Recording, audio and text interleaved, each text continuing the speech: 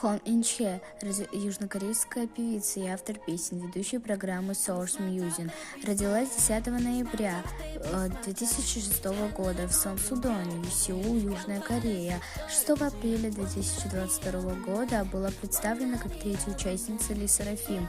Они дебютировали 2 мая 2022 года с мини-альбомом. В 2023 году Инчхе присоединилась к актеру Ли Чхе Мину в качестве нового ведущего Music Bank. По знаку зодиака Инчхе Скорпион, знак китайского зодиака собака. Росту она имеет 170, группа крови А. И позиция Инчхе – ведущий танцор, вокалистка Макне.